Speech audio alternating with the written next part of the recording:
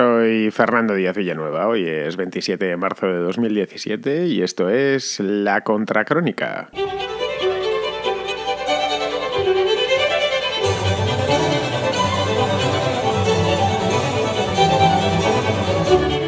Susana Díaz ha dado el paso, ha cruzado el Rubicón. Lo suyo ya no tiene marcha atrás. Ya por mucho que diga, ya no se puede desdecir. Ya una vez ha pasado esto, no puede llegar el mes que viene y decir, oye, que lo he pensado 2 veces, que no, que casi me quedo en Andalucía.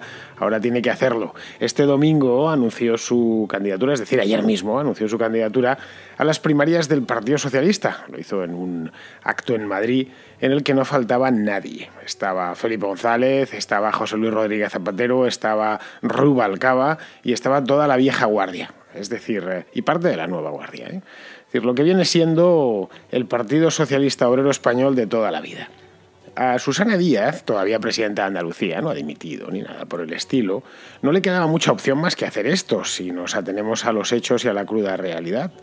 La otra opción, la conocemos bien, era entregar el partido a Pedro Sánchez o a cualquier otro aventurero, que no tiene necesariamente que ser ese quien se terminase llevando el gato al agua.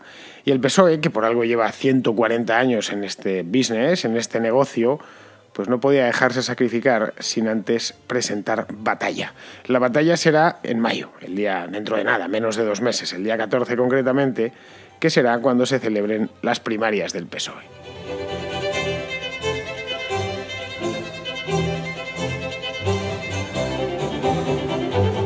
La política, como es bien sabido, tiene cierta escenografía y si le falta la escenografía le falta prácticamente todo. La política es un espectáculo y más en los tiempos que corren, en nuestros tiempos de televisión, de Twitter, de Facebook y de todo imagen. Pues bien, ayer Susana Díaz, me decía el PSOE porque solo una parte del PSOE, al menos nominalmente, decidió que lo suyo tenía que tener una escenografía muy cuidada. Y para eso pues fue a Madrid, o se vino a Madrid, al Campo de las Naciones, en concreto a la Feria de Madrid, a IFEMA, y alquiló un pabellón completo.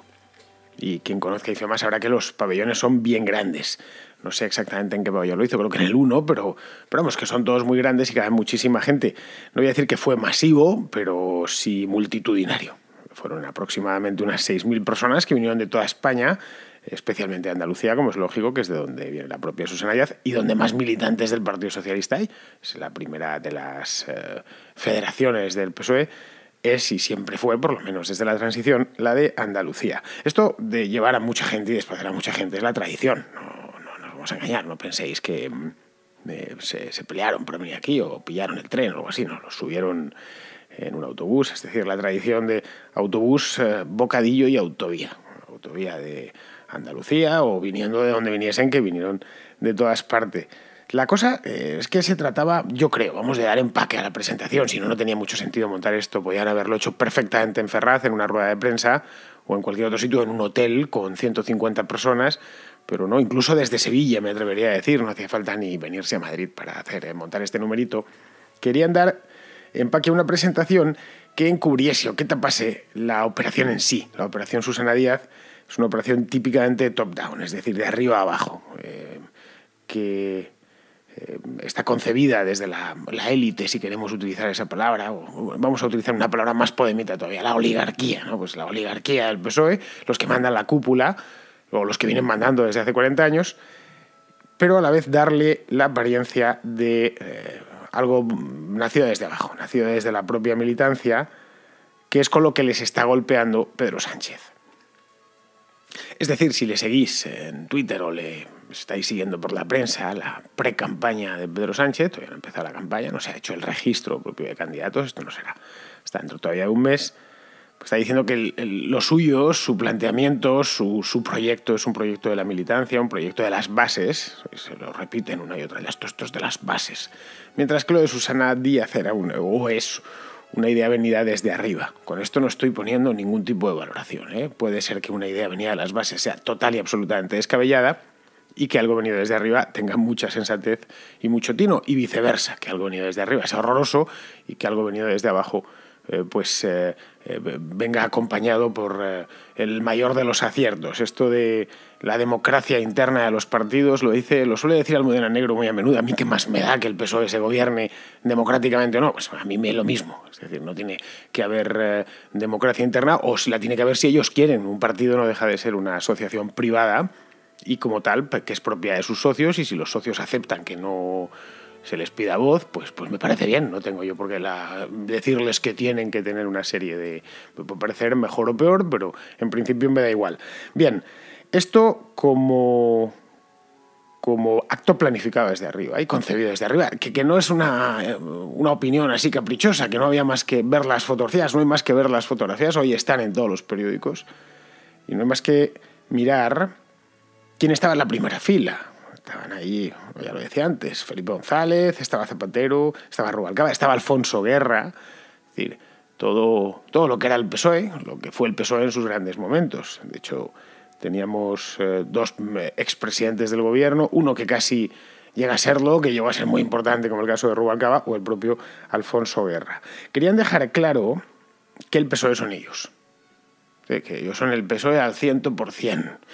Que si hay algo que se le puede identificar, que el nombre de marca del PSOE va unido a su nombre personal, el nombre de Felipe González, que va unido al nombre de Alfredo Pérez Rubalcaba, al de Rodríguez Zapatero, al del propio Alfonso Guerra, que son los depositarios de las esencias y que por lo tanto esas esencias se las transmiten a quien quieren. Y han decidido transmitírselas a Susana Díaz, que tiene la edad, por cierto, no de Zapatero, pero sí de Felipe González, la de ser su hija, perfectamente. Felipe González tiene, de hecho, hijos más mayores que la propia Susana Díaz. Susana Díaz tiene, creo que son 42 o 43 años, tiene la edad de ser su hija, así que, es una herencia. Te transmito el partido, porque ha llegado el momento del recambio generacional que se produjo con la figura de Zapatero, pero fue un recambio generacional fallido, en tanto que el PSOE, después de Zapatero, desde el año 2011, no levanta cabeza. La idea que querían transmitir, de cualquier manera, y que han transmitido, por lo menos es lo que se ve y lo que se deduce de los artículos de prensa y de lo que ayer salió por televisión, es que lo de Sánchez ha sido un mal sueño. Que aquello de que le colocaron en el verano de 2014, le pusieron un poco para guardar la puerta hasta que se decidiesen qué hacer, que decidiese la cúpula qué hacer, y el otro se creyó que el puesto de guardés era el de propietario. El gran drama de Pedro Sánchez fue ese. Se presentó a las elecciones, un tipo sin demasiado talento, sin ningún tipo de talento, a la vista está, ni electoral, ni político, ni no muy listo. Esto lo he dicho aquí, o lo decía más el año pasado, en la Contracrónica, lo he dicho un montón de ocasiones. Y bien, pues bien, es un mal sueño, es decir, un mal sueño al que, curiosamente, Susana Díaz no quiso ni siquiera referirse por su nombre. Me estuve viendo el discurso, me lo estoy leyendo, para ver exactamente si en algún momento le lanzaba una pullita o le pegaba un flechazo. Yo, lo mismo, ya se pone guerrera desde el primer momento, y no fue el caso. De este modo, además, no le da carta de naturaleza. Al fin de cuentas, si lo que quieres hacer es despreciar a un adversario, no debes considerarle como tal. Es directamente el famoso... el refrán de toda la vida, ¿no? El mayor desprecio es no hacer aprecio. Pues Susana Díaz ayer no le estaba apreciando demasiado a su principal rival. Básicamente porque si le aprecia demasiado, le está reconociendo de facto que existe otro PSOE, aparte del PSOE 100%, del PSOE bueno, del PSOE de Felipe y de Guerra, y quería un poco huir de esa idea. Lo que sí hizo fue identificar a Pedro Sánchez con Podemos, sin citar a ambos. En este aspecto se ve que cuidó, o su discursero lo cuidó muchísimo, cuando dijo que el PSOE seguía siendo un proyecto autónomo. Esto es textual, entrecomilladlo, es decir, un proyecto autónomo. Con eso estaba diciendo todo. El PSOE no es una extremidad de Podemos, ni muchísimo menos, tampoco lo es de Ciudadanos. Esto nos indica hasta qué punto reina la confusión de puertas adentro en el PSOE. Que no saben muy bien de qué va la cosa, ni dónde están, ni hacia dónde tienen que dirigirse. Esto es algo que lo sabíamos, a poco que uno esté interesado en temas políticos y los siga, ¿no? Es un partido que ha quedado, y esto es verdad, a los hechos electorales me remito, a los números electorales, que ha quedado un poco en tierra de nadie tras la irrupción de Podemos por la izquierda y de Ciudadanos por la derecha, porque ambos partidos, no solo a nivel nacional, sino también en las diferentes regiones, le han ido quitando votos, hasta dejarlos pues donde está. Y que, aparte de eso, de tener una crisis de identidad muy acusada, se ha quedado fuera de juego en antiguos feudos como Cataluña. En Cataluña el PSOE ha pasado de gobernar con una mayoría considerable, como en 2003, por ejemplo, Pasqual Maragall tuvo 42 escaños, creo recordar. Bien, ahora creo que están con 16. Es un petacazo considerable, estamos hablando de 10 años, en el lapso de una década, que encoger tu representación de una manera tan palpable y de una manera tan preocupante. De tal manera que tienen que reconstruir un partido que se les cae literalmente a pedazos.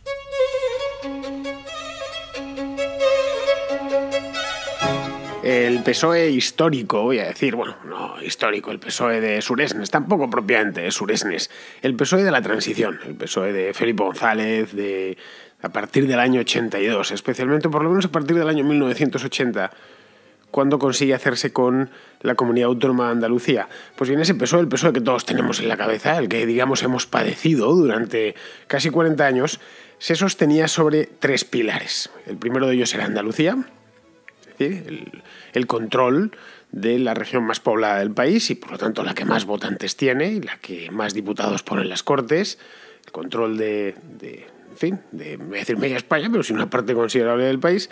El segundo, la hegemonía en Cataluña. Nunca llegó a tener el control de la autonomía, ni muchísimo menos, llegó a gobernar unos cuantos años, pero sí era hegemónica, especialmente en ciertas zonas de Cataluña, como el cinturón industrial de Barcelona. Y por último, la hegemonía de la izquierda en el resto de España.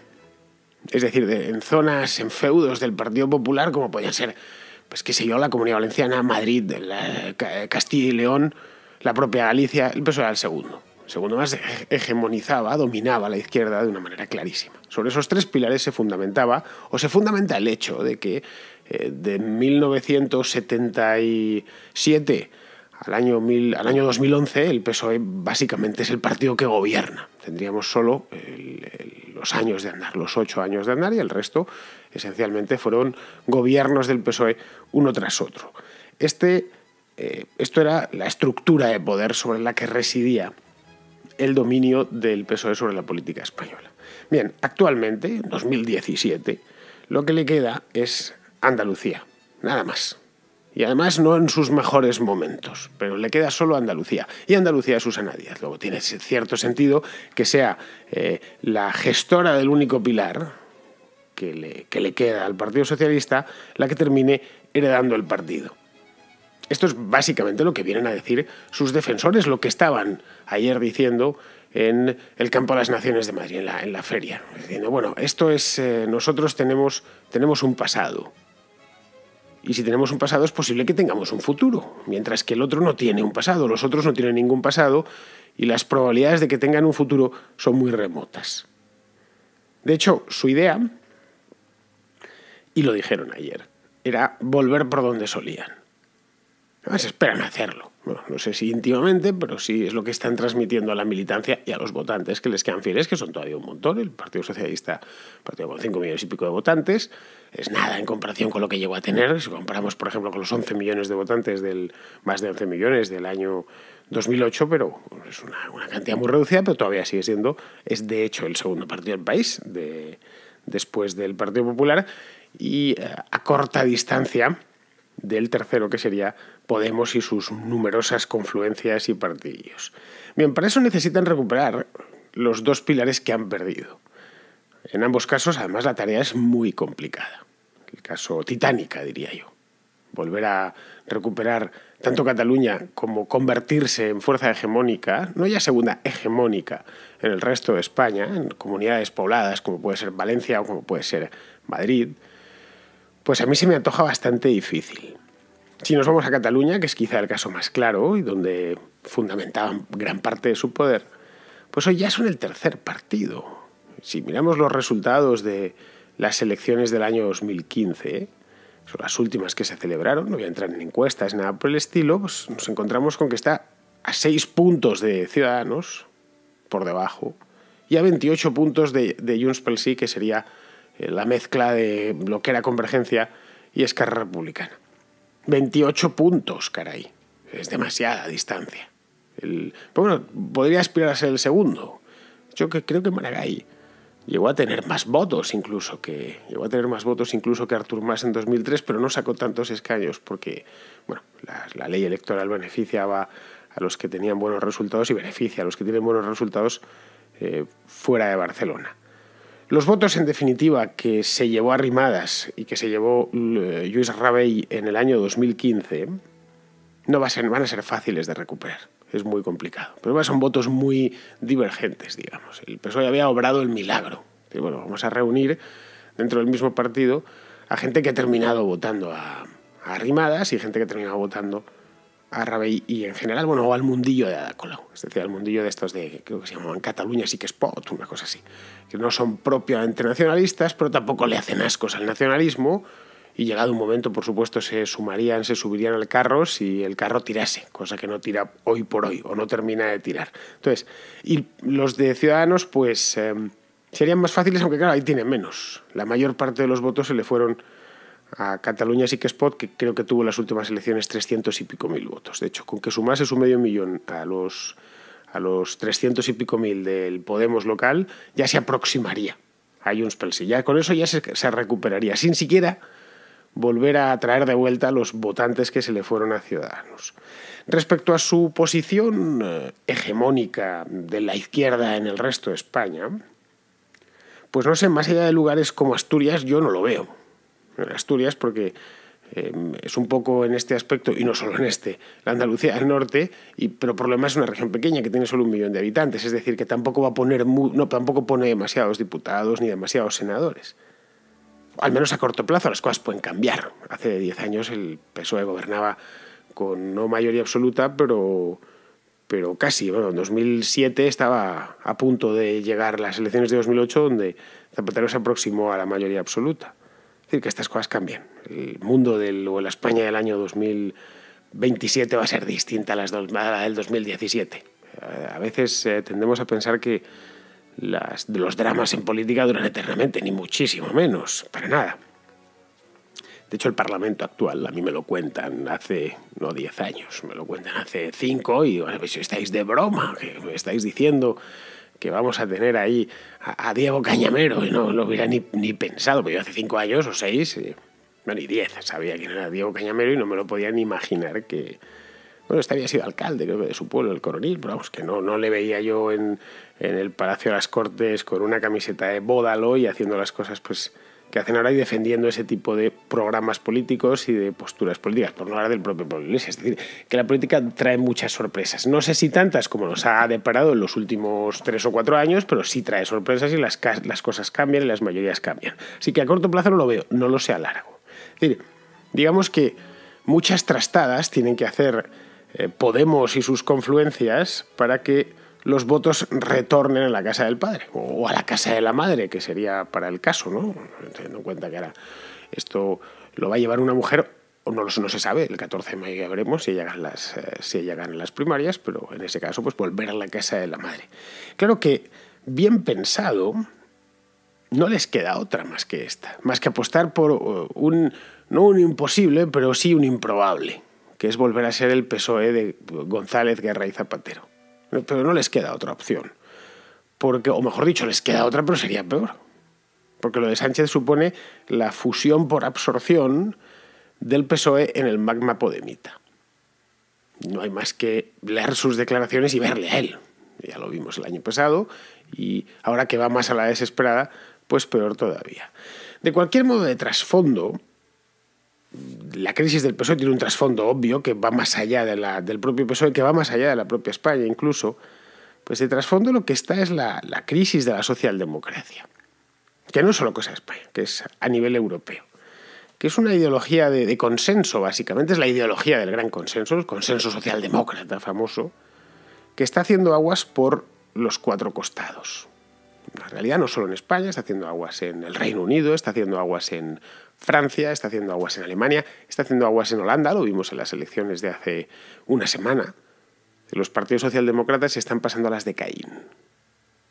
Las razones son múltiples, no vienen al caso ahora mismo porque se nos iría el programa a las 3 horas tranquilamente si nos ponemos a analizar las causas de la crisis socialdemócrata, que va atada también a la propia crisis del modelo del consenso. Pero vamos, el hecho es que bajando de nuevo, volviendo de nuevo a España, y al PSOE en concreto, lo que nos encontramos es que la que tiene que ir tapando esos agujeros por los que sale el agua, esas vías de agua que se han abierto, quizá no haga más que ir tapando vías de agua, pero no termine de solucionar nada. Es un poco lo que intentó Pedro Sánchez, de una manera un tanto torpe, pero lo intentó. No sé, quizá al final, no sé cuándo, quizá al final, se den cuenta de que tal vez lo que necesitan es un barco nuevo.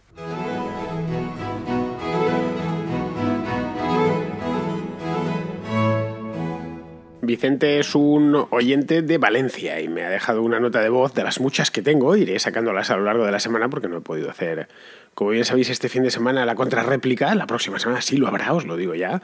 Lo haré incluso un poquito más largo para que me quepan todas las de la semana anterior, más las que entren esta semana. Ya sabéis que todas las que enviéis, todas sin excepción, a no ser, pues qué sé yo, que os pongáis a cantar y desafinéis mucho, que en este caso ya por respeto al oyente pues no la metería, sino todas, el resto, todas van a entrar. Bien, tengo una de Vicente, decía, que es de Valencia, que quiere hacerme un par de cuestiones sobre, o mejor dicho, una cuestión y una propuesta sobre la fiscalidad, sobre los impuestos. Bueno, en primer lugar me gustaría preguntarte acerca de lo siguiente. En muchos medios se dice que la presión fiscal en España está por debajo de la media de la Unión Europea, en concreto sobre el 30 y pico %. No obstante, en nuestro entorno liberal escucho que estamos en un 52 o en un 50 y que pagamos una barbaridad. Estamos por encima, estamos en la media, estamos por debajo. ¿Es lo mismo esfuerzo fiscal que presión fiscal? Las cifras que se exponen en los medios, ¿a qué se refieren en concreto? Yo personalmente con esto tengo un buen lío. Y también me gustaría que hicieras una comparativa fiscal entre Alemania y España. Yo personalmente tengo muchos amigos que trabajan en Alemania, ingenieros informáticos, que dicen que ahí se paga una barbaridad, sobre todo en IRPF. Entonces me gustaría a ver si podéis hacer una comparativa. El tema con los países nórdicos lo tengo más trabajado. Te pido que sea exclusivamente con Alemania, si podía ser. Bien, Vicente, la diferencia es la siguiente. Esto, vamos, es relativamente fácil de encontrar por internet, pero vamos, te la explico y os la explico a todos. La diferencia entre presión fiscal y esfuerzo fiscal. La presión fiscal no es más que dividir la recaudación fiscal de un año dado, 2016, por ejemplo, entre el PIB de ese mismo año. Nada más, era tantos miles de millones que se ha recaudado el Estado, pues 300.000 millones. Y el país ha producido 1 billón. Bueno, pues de ahí sale un número y ese número es la presión fiscal. Simple. Como veis, es una cosa muy sencilla de hacer que puede hacer cualquiera, iba a decir en su casa, no, en cualquier sitio con el teléfono móvil, simplemente disponiendo de los dos datos. Esto implica que si el numerador, es decir, la recaudación, se reduce, pues se reduce también la presión fiscal. Esto sucede que la presión fiscal, por arte de Birli-Birloque, se reduce durante las crisis económicas, porque en las crisis económicas la recaudación fiscal disminuye. También disminuye el PIB, pero lo que primero disminuye, o lo primero que se reduce, que baja de golpe, es la recaudación. Esto en la última crisis en España lo vimos, cómo se derrumba a partir del año 2008, 2009, bueno, y es una caída libre. Y el PIB, en cambio, no va en la misma línea, cae de manera mucho más lenta. Y dices, bueno, caray, pagamos menos impuestos. Pues yo no lo percibo. Muchos decíamos, nos están diciendo una cosa, pero es antiintuitiva, porque yo percibo que pago más impuestos que antes. Es decir, que me está costando más, a pesar de que este acto de presión fiscal que me están sacando continuamente los políticos es que tenemos la menor presión fiscal de la Unión Europea, de la OCDE. En España, la recaudación, de hecho, es la máxima que se puede tener. La tienen optimizadísima. Entonces dicen, no hay una economía sumergida tremenda, hay poquísima, sobre todo si lo compramos con otros países. Siempre va a haber algo de economía sumergida, más es una economía sumergida la que hay en España, como la que hay en prácticamente todos los países desarrollados, que no puede aflorar. Porque si aflorase no se podría, lo he comentado aquí muchas veces, es el clásico tipo que da clases de idiomas o o de latín. Bueno, latín no voy a nadie a clases de latín, porque apenas enseña eso en la educación secundaria, por desgracia. Pero vamos, que uno que da clases a un vecino y que le cobra por las clases 10 eurillos, una cosa así, pues este tío no le interesa estar dado de alta autónomo porque daría clases para Montoro. Entonces, esa economía sumergida, la que hay, cosillas, intercambios pequeños y tal, no puede aflorar. Si aflorase, desaparecería la actividad. Es decir, si pusiesen un inspector para cada una de esas cosas. Es decir, en una palabra, que si la recaudación es pequeña o es más baja que en Alemania, comparativamente, quiero decir, o que en Suecia, significa que es que el país da lo que da y que se puede recaudar lo que se puede recaudar. Y ya digo, la administración es ineficiente, es chapucera, es lenta, en todo menos para la hora de cobrar impuestos. Hasta tecnológicamente ahí está más avanzada que en cualquiera. Todo lo que vemos la justicia, que es para lo que debería servir el Estado, pues llegamos a un juzgado lleno de papeles, archivadores, cartapacios, de todo, y llegamos a Hacienda, a la agencia tributaria, y eso parece la NASA. Ahí sí que con las cosas de comer, en una palabra, no se juega. Bien, eso es la presión fiscal. El esfuerzo fiscal es otra cosa, parecida, pero no exactamente lo mismo. Y además, si te fijas, del esfuerzo fiscal muy rara vez hablan los políticos, o los partidos políticos, los sindicatos y demás gente que vive de la recaudación, que son muchísimos en un país, en el nuestro un montón de ellos, que gente que vive de la recaudación, que vive de las exacciones fiscales. Millones de personas estamos hablando.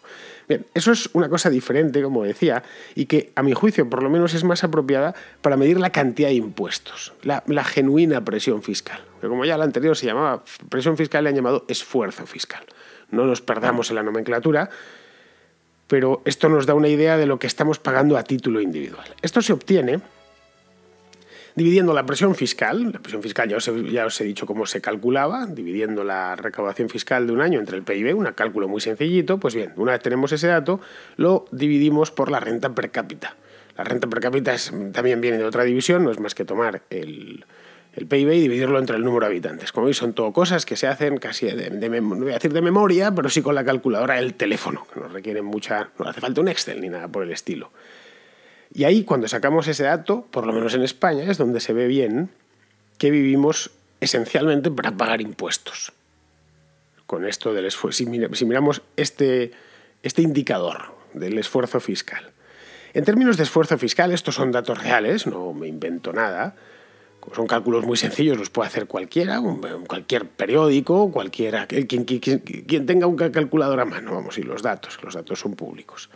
Pues España es el quinto país de Europa, después de, creo que Portugal, Francia, bueno, nuestros vecinos, curiosamente, esto se ve que se contagia. Otro era Italia, otro creo que era Grecia.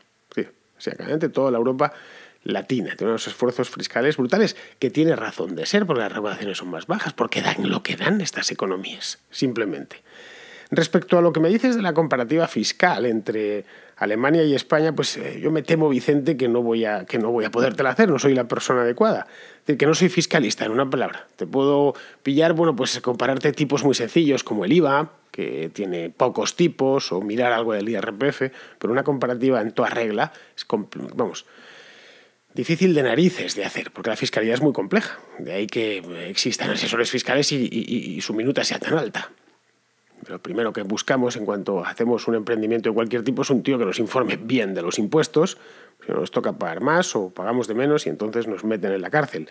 No sé, a ver si hay suerte y la Fundación Futuro o los del think tank civismo, que hacen lo de la liberación fiscal, o mismamente el Partido Libertario, que también tiene esto de la liberación fiscal, se ponen a ello y nos hacen una comparativa con Alemania o con Suecia o con Holanda o con cualquier otro país europeo. Y para eso contratan o fichan o alguien que tengan dentro que sepa impuestos lo suficiente como para hacer un informe de esta categoría y no equivocarse. Hay que, cuando uno se pone, tiene que ser preciso, no puedes hacer una chapucilla. Muy bien, pues espero haberte contestado, Vicente, y paso ya a despedirme porque se nos ha ido el programa. Pero antes de irme, solo una nota de actualidad, muy breve. Estuve, como ya os comentaba el viernes pasado, estuve en el Free Market Roadshow de Sevilla, del Sevilla no fui, el de Gijón. Ellos venían de Sevilla, eso sí, fueron luego a Santiago de Compostela, donde estuvo Bastos, y de ahí pasaron a Gijón, el de este año, el de 2017, que fue fantástico. Acompañó todo menos el tiempo. El sábado, de hecho, estuvo lloviendo todo el día, todo el santo día. Lo cual, por otro lado, es normal en Asturias. Si esto no se hubiera pasado en Almería, pues sí que sería noticia, ¿no? Pero que te pase en Gijón, es decir, que se pase el día lloviendo, entra dentro de lo normal. Por lo demás, la organización fue perfecta, por parte del Club de los Viernes. Conocí por fin a algunos de sus fundadores, como Javier Jové, como Ignacio Blanco, como Diego Barceló, que son unos tíos magníficos en lo personal, aparte de haber lanzado todo esto y haberlo puesto en marcha en poco más de un año, pues personalmente son tíos increíbles. Y me terminé de reconciliar con Gloria Álvarez. De hecho, subí una fotografía al Twitter en el momento previo a la reconciliación. Bueno, previo estábamos en ello en ese momento, porque no hay cosa mejor que hablar las cosas personalmente, por mucho que digan el Skype, el no sé qué, el correo. Al final, hasta que no te ves personalmente, pues no se arreglan estas cosas. Resumiendo, y me voy ya sí o sí, que ha merecido la pena viajar hasta Asturias y, bueno, por cierto, me pillé la mojada del siglo, pues no se me ocurrió mejor idea que llegar en bicicleta. Esto se hacía en un hotel que estaba, no a las afueras, pero sí en la zona de Somio, que es una zona que está en la periferia de Gijón, no está propiamente en el centro de la ciudad, en la parte antigua, y fui en bici un par de kilómetros. Bueno, tenéis que verme, una cosa, debí ponerme eso que se ponen los pescadores, ¿no? Me cayó agua toda el mundo, me tuve que poner a secar, no me tendieron en el hotel de Milagro. Muy bien, pues queridos amigos, con esto me despido de vosotros, hasta mañana.